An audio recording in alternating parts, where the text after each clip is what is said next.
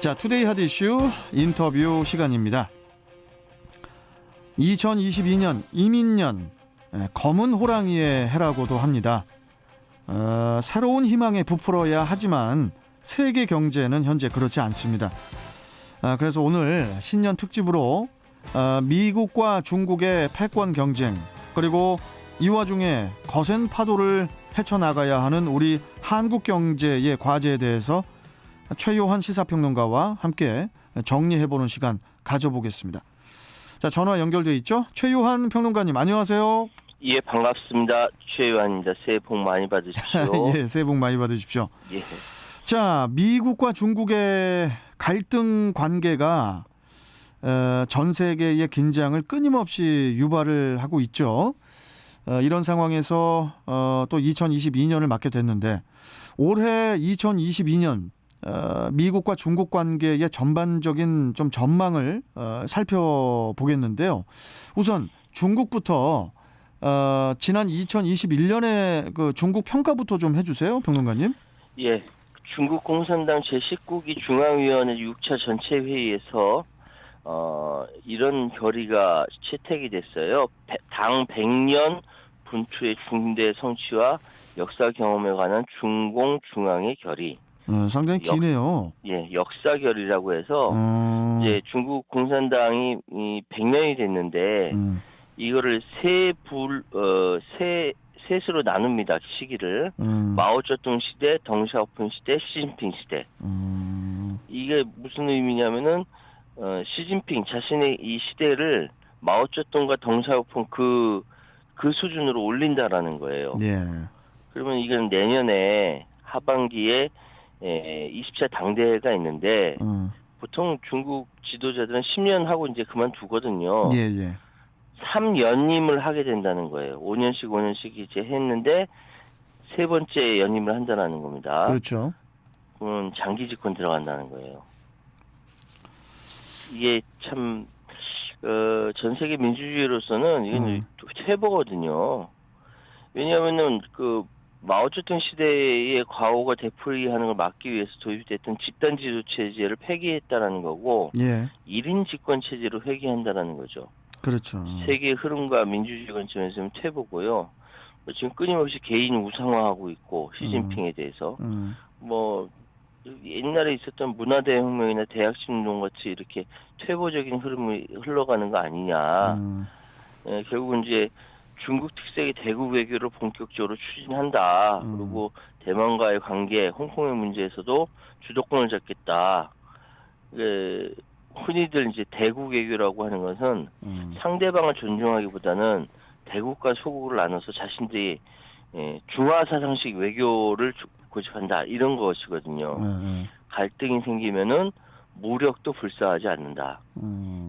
흔히 중국과 북한을 굉장히 되게 가깝게 이야기하지만 북한도 무서워해요. 중국이 이런 식으로 폭주해서 북한도 무서워한다. 그럼요. 사실 예전에 그 김정은 위원장이랑 문재인 대통령이랑 서로 만났었을 때도 이야기 나왔었지만 통일 이후에도 주한미군이 형태를 바꿔서 한반도에 주둔하는 거에서 용인하는 것. 김정일 국방위원장 아버지 시대도 그렇게 얘기했던 거는 중국이 저렇게 폭주하면 아무도 못 말리거든요. 그렇기 때문에 지난 1년의 중국의 모습은 이렇게 폭주하는 모습의 초기 형태다. 이렇게 해석이 가능합니다. 중국의 시진핑이 혹시 뭐 중국의 메르켈입니까? 스스로 메르켈이 되고 좀 싶겠죠. 네. 예. 자, 일단 뭐 중국의 흐름을 좀 먼저 짚어봤다면은 미국은 어떻습니까? 미국의 지난 1년 좀 정리를 좀 간단하게 해주시죠. 트럼프의 시대가 저물고 새로운 바이든 행정부가 출범했지만, 그렇죠. 과연 미국이 기존의 노선, 아메리칸 퍼스트라든지 일방적인 이제 일방주의 등을 이제 청산할 것인지는 의문이었는데, 바이든은 정말 말은 잘했습니다. 자유국제주의에 기초한 상호 존중의 동맹관계, 국제협력, 다자주의 외교 명확하게 주장은 했습니다. 그런데 지금 1년도 채 지나지 않아서 우려스러운 몇 가지 모습들이 보이고 있습니다. 트럼프의 유산을 청산한다면서 그 전에 오바마의 정책을 가져오는데 왜냐 바이든 부통령이었으니까 그렇죠. 그중에 옳지 않은 정책을 선택하는 것 같아서 좀 걱정스럽습니다. 그걸 한번 정리를 해봤는데요. 네. 첫 번째는 일방적인 정치, 군사적 개입주의의 가능성이 여전하다는 겁니다. 오바마 시절에 이미 리비아와 시리아에 개입하면서 2011년 리비아, 2013년 시리아에서 대규모 민간인 피해와 난민 사태를 야기했습니다. 이런 역사적 오류를 바이든이 반복하지 않으라고 장담할 수는 없어요. 예. 미국의 개입주의죠. 이거 정말 뿌리 깊게 전 세계에 퍼져 있습니다. 예, 이거 문제예요. 두 번째, 이건 저번에 한 문정인 대통령 특보가 이런 얘기를 했었는데요. 좀 적합하다고 생각이 됩니다. 이제 조금 어려운 얘기로 예. 인지적 공감대의 결여. 결여입니까? 예, 쉽게 말씀드려서 역지사지 태도 없다라는 거예요. 그러니까 그 민주주의 진흥이라는 이제 명분 아래 친서방 반대파를 지원해서 우크라이나를 지원했죠. 결국 푸틴이 반발하고 러시아 크림반도 침공을 허용했습니다. 이게 오바마 외교팀의 결정적인 오판이었는데 이 인지적 공감대, 역지사지하는 태도가 없기 때문에 지금도 이건 상처는 남아있거든요. 두 번째라고 볼 수 있고요. 세 번째로는 이 가장 큰 문제가 정말 강박적일 정도로의 선악 이분법의 잔존입니다. 미국은 무조건 선입니다. 미국에 반대하면 무조건 악이에요. 이게 굉장히 유화적인 사고방식인데 이게 여전히 남아있다는 거죠. 외부에 대한 그 강력한 침공 동기를 부여합니다. 그래서 여전히 세계의 골칫거리로 네오콘이라든지 미국의 군사제일주의자들이 막 헤게모니를 준다. 이건 여전히 우려스러운 겁니다. 무슨 일이 있으면 어디선가 전쟁이 일어나 버리는데 거기 뒤에는 꼭 미국이 있고 그래요. 지난 1년 제가 지난주에 한번 정리하면서 한번 말씀드렸는데 아프가니스탄뿐만 아니라 미얀마 사태의 이 뒷부분에도 이면에도 미국과 중국의 충돌이 있었던 거죠. 이러한 복잡한 상황을 미국이 야기했다라고 말씀드릴 과언이 아닌데 바이든이 관한 이런 이제 네오콘이라든지 뭐 이런 세력들을 제어할 수 있느냐 별로 없을 것 같아요. 이렇게 첫 번째로는 일상적인 군사적 개입주의, 인지적 공감대 결여, 강박적 정도의 선악 이분법 잔존. 이것이 지난 미국이 보여줬던 일련의 모습이다. 이렇게 말씀드릴 수 있겠습니다. 자, 그러면은 올해 이민년 2022년도 뭐 결코 쉽지 않은 그런 한 해가 될 가능성이 커 보이는데 좀 전반적인 전망을 좀 해주세요. 그러니까 이제 지난 2021년 대만 해협의 긴장 관계부터 시작해서 대만 해협 전 지구적으로 미국과 중국은 하여튼 사사건건 부딪혔어요. 이 와중에 엉뚱한 제3국들은 눈치를 보거나 정말 고래 싸움에 새우등 터지는 일도 굉장히 많았습니다. 자, 아프가니스탄에서 미국이 발을 뺐습니다. 말씀드렸던 대로 두 개의 전선을 이어가기에는 너무 정치 경제적으로 손해다. 이런 판단에 아시아, 정확하게 말씀드리면 인도태평양 전선으로 단일화시키려고 아프가니스탄에서 발을 뺀 겁니다. 왜? 대중국 전선에 힘을 쏟는 거죠. 미국으로서는. 올해가 그러니까 작년이 시작점이었으니까 아마 올해는 더 하지 않을까. 모든 부분에서 미국과 중국은 티격태격하면서 헤게모니 싸움으로 진행이 될 것이다. 그러니까 벌써 나타나는 것이 이제 베이징 동계올림픽에 대한 외교적 보이콧 벌써 선언을 했죠. 자, 미국의 경우 인권과 민주주의 가치를 정책적 목표로 추구하는 경우가 많다라고 하는데 이게 목표냐, 진짜 목표냐, 그 전략적 수단 아니냐라고 많은 그 싱크탱크라든지 학자들은 이렇게 분석을 해요. 이념으로서 이상으로서 민주주의, 인권 굉장히 좋은 이야기지만 미국 내에서조차 인종주의 갈등이라든지 비민주적인 모습이 횡행함에도 불구하고 저 나라 비민주적이야, 저 정권 바꿔야 돼, 바로 개입해 버리는 거죠. 근데 그 개입하는 곳이 주로 어디냐? 중국과 가까운 곳. 뭐 이런 곳인 겁니다. 그러니까 모든 게 이게 전략적으로 움직인다 이런 말씀이시죠? 아니 뭐 모두 다 전략적으로 움직이죠. 우리나라도 전략적으로 움직이는데 그것이 하필이면 중국이랑 부딪히고 늘 중국에 경쟁하고 뭐 이런 상황으로 지난 1년을 진행했으니 올해도 그렇게 진행하지 말라는 법이 도대체 어디 있느냐 이렇게 말씀드릴 수 있는 거죠. 근데 이제 올해도 가장 또 최대 빅 이벤트가 베이징 동계올림픽 아닙니까? 예. 이를 두고 미중 간에 어떻게 뭐 변화 같은 게 있을까요? 방금 말씀드렸던 바와 같이 베이징 동계올림픽 앞두고 이미 미국은 외교적 보이콧, 그러니까 선수단만 보내고 정부 고위 인사 등 외교사들은 일절 참석하지 않은 외교적 보이콧 선언했고, 그렇죠. 그리고 그 뒤를 이어서 영국, 캐나다, 호주, 뉴질랜드 등 이 앵글로색슨계 국가들이 모인 정부 공동체인 이 파이브 아이스라고 하는데 이 국가들이 이미 호응하고 나섰습니다. 네. 그렇지 않은 나라, 예를 프랑스 같은 경우, 이탈리아야 그 다음 올림픽 치러되니까 안 했지만 뭐 프랑스 같은 경우 여기 참가를 하지 않거든요. 예. 그러니까 미국이 내세우는 외교적 보이콧의 이유는 중국의 아픈 손가락, 그러니까 소위 신장 위구르 지역의 인권 탄압, 민간인 학살 이걸 이유로 들었어요. 예. 맞습니다. 예, 그 얘기는 맞아요. 그런 식으로 지역의 인종 차별하고 막 학살하고 막 그러면 안 되는 거죠. 근데 정말 미국이 인권이랑 가치 때문에 외교적 보이콧하는 거냐라고 질문한다면은 글쎄라는 고개가 갸우뚱하게 되는 거예요. 방금 말씀드렸던 것처럼 그렇게 전략적으로 인권과 민주주의 가치를 정책적 목표가 아니라 전략적 목표로 상정해서 활용한다라는 것은 이번에 굳이 베이징 동계올림픽 콕 집어서 외교적 보이콧 선언하는 것도 위구르 신장 지역의 인권 침해 때문에 그렇다. 맞습니다. 그럴 수 있죠. 아예 그런 면이 없는 건 아니지만 분명한 것은 모든 면에서 중국과 경쟁하는 특히 경제 부분에서 예. 미국이 중국을 극명하게 의식하고 배제하려는 이유 때문이다. 올림픽 같은 큰 행사 치르면서 전 세계 자국의 존재를 이제 부각하려고 하는 개최국 중국의 자존심에 상처를 내기 위한 이제 계산이거든요. 예. 사실 뭐 아시겠습니다만 올림픽이라는 것은 선수들이 이제 갈고 닦은 실력을 마음껏 발휘하는 무대이자 이면에서는 외교의 장입니다. 예.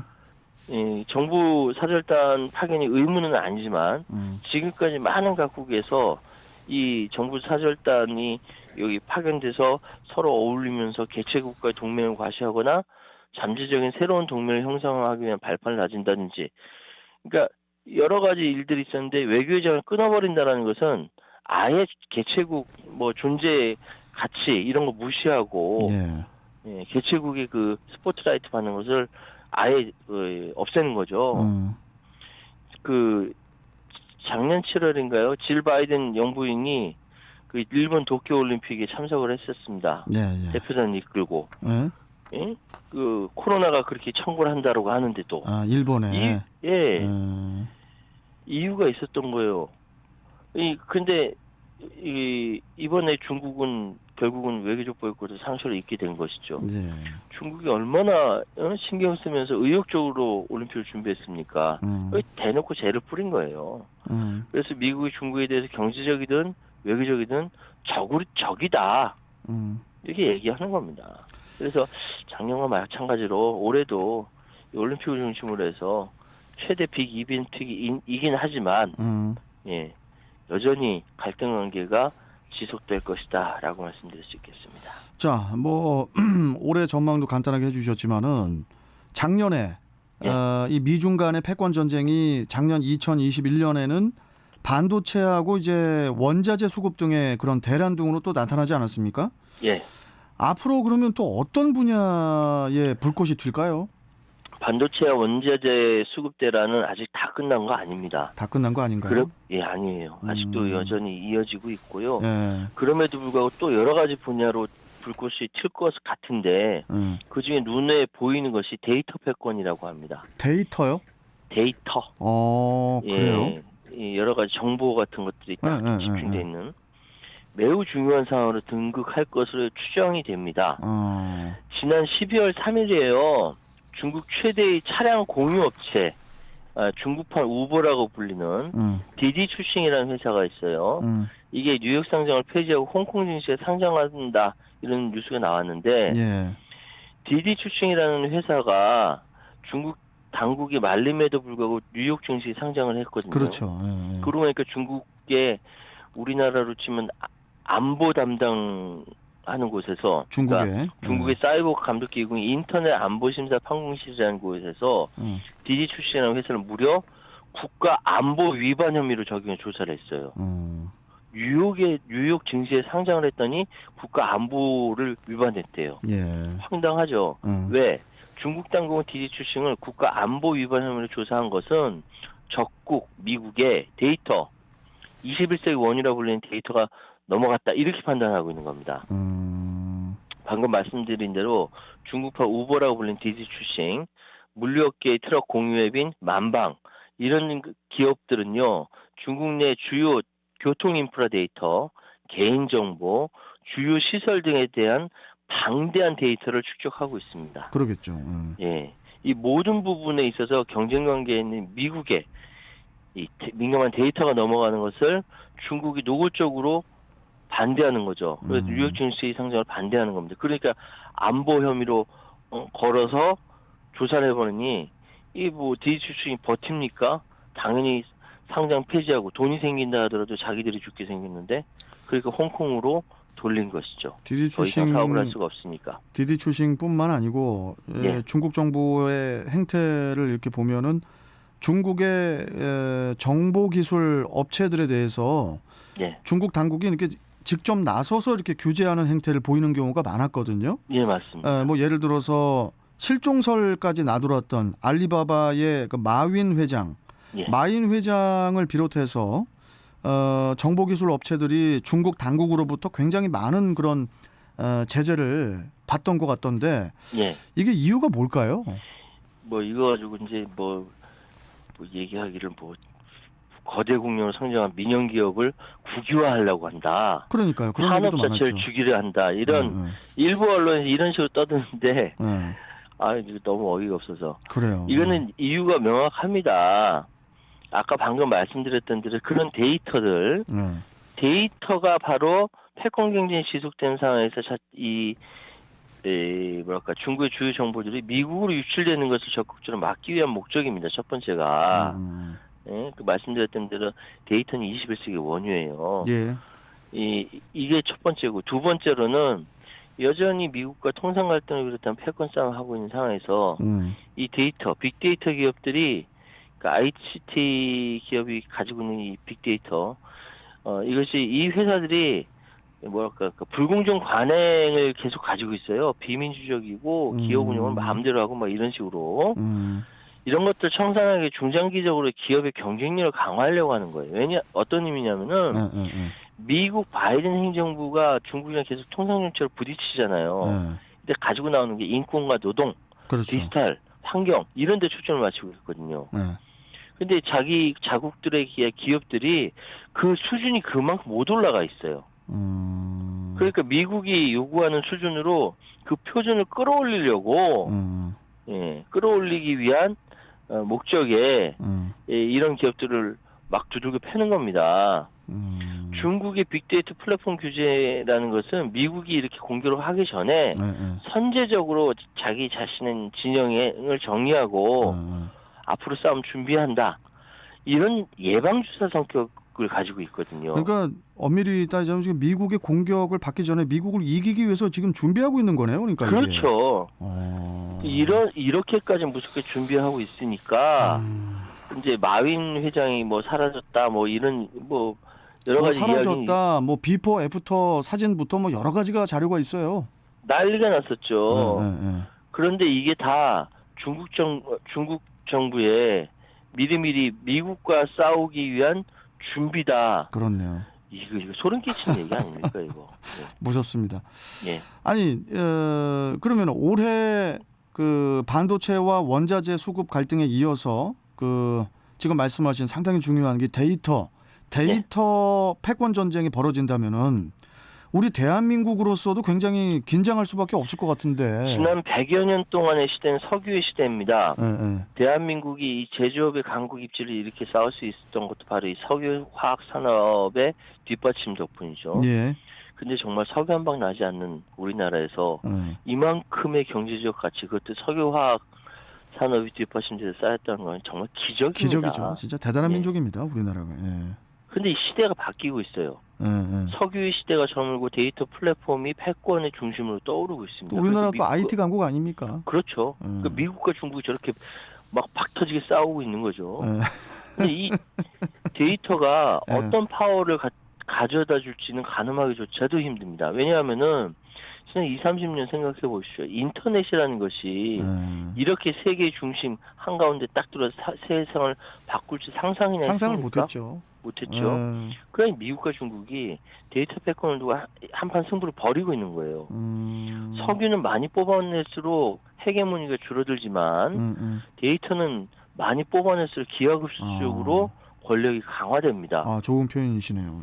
예, 데이터 패권은 석유로 대표되는 이 화석에너지 패권에 전원까지 요구하라 하고 있고요. 우리에게도 사실 만만치 않은 도전이, 왜냐하면은 사실 생각해 보십시오. 네이버, 카카오, 쿠팡 뭐 주목받고 있고. 그렇죠. 그런데 사실은 글로벌 공룡의 공세에 국내 시장을 딱 지키는 정도지 외국은 나가지 못해 제대로. K-팝, 웹툰, K-드라마, K-콘텐츠가 새로운 길을 열어주고 있지만 이 혜택 누가 봅니까? 넷플릭스가 보고 있거든요. 그렇네요. 무엇보다 유리한 것은, 근데 저는 좀 유리하다고 생각하는 것이 향후 100년을 좌우할 이 데이터 패권은 이제 막 태동이다. 근데 우리는 이미 잘 갖춰진 시스템, 인적 자원들을 갖고 있다. 잘 활용하면 대단히 우리한테 유리한 시대가 열리는 것이다라고 저는 말씀을 드리는 거예요. 알겠습니다. 그리고 무엇보다 또 우려스러운 것이 양안 문제입니다. 그러니까 대만 해협의 경랑이 좀 심상치 않다는 데 있는데, 대만을 두고 미중의 무력 충돌 어떻게 가능성이 있을까요? 얼마 전에 타이완의 총통인 차잉원이 폭탄 선언하죠. 미군이 타이완군 돕고 있다. 그렇죠. 돕고 있다. 난리가 났었습니다. 그냥 중국이 뭐 여기에 대해서 막 무력 시위하고 막 그랬었잖아요.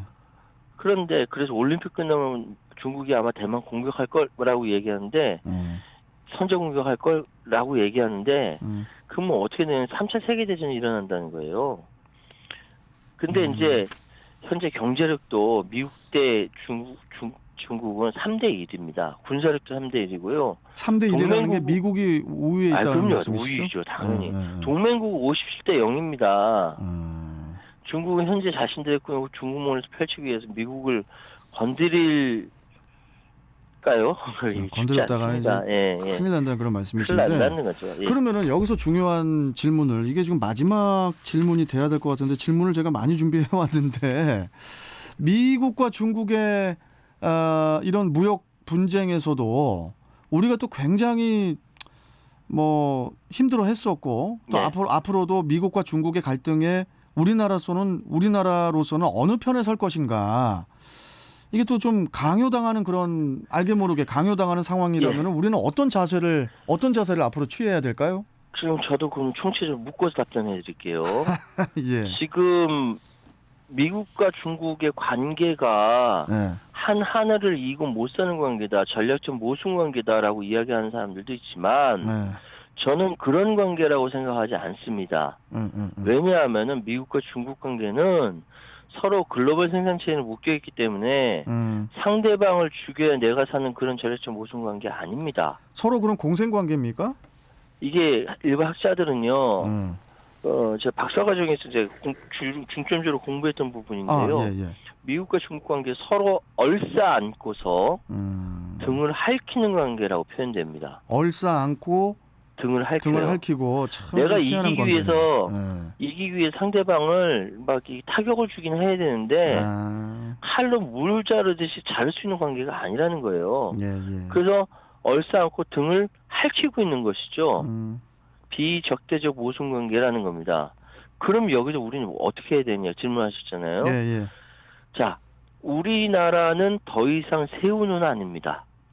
고래 싸움에 새우 등 터진 그 새우는 아니고요. 이제는 새우가 아니라는 표현을 많이들 써요, 언론에서. 그렇죠. 예, 대한민국에서 최초로 돌고래쯤 된다고 해서 표현했었는데 예. 다른 사람들 쓰더라고 이제. 예, 고맙습니다. 예. 근데 그 돌고래가 예.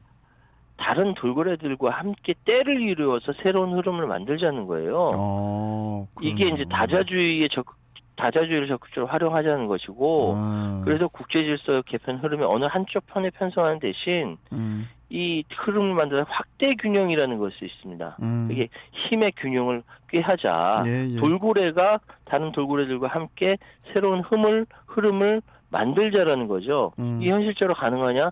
아니, 현실적으로 가능하지 않으면 상상도 못하고 시도도 못합니까? 해야죠. 예, 그렇죠. 그것이 우리의 생존을 가름한다면은 예. 그런 차원에서 예. 뭐 현실주의자가 되자. 그러나 가슴 속에는 불가능한 꿈을 가지자라는 말씀을 드리고 싶습니다. 꿈이라는 것은 뭐 당연히 뭐 상상의 나래를 펼 수가 있는 거고, 그리고 예. 이제 고래 싸움에 새우가 아니고 이제 돌고래, 우리도 이제 고래네요. 그렇죠. 지금 예. 시대는 일본 알겠습니다. 초등학생들이 이름표에 예. 한글로 자기 이름 적고 다니는 시대예요. 아, 일본 학생들이 예, 일본 초등학생들이 이런 시대가 우리가 상상이나 했었습니까? 대단한- 우리는 꿈을 가질 수 있습니다. 예, 아이 기분이 좋습니다. 예. 자, 뭐 오늘 말씀 여기까지 좀 듣고 시간 관계상 여기까지 듣고 다음 시간에 또 여러 가지 또 주제 또 말씀 나누도록 하죠. 고맙습니다, 평론가님. 예, 감사합니다. 네. 자, 최요한 시사평론가와 함께했습니다.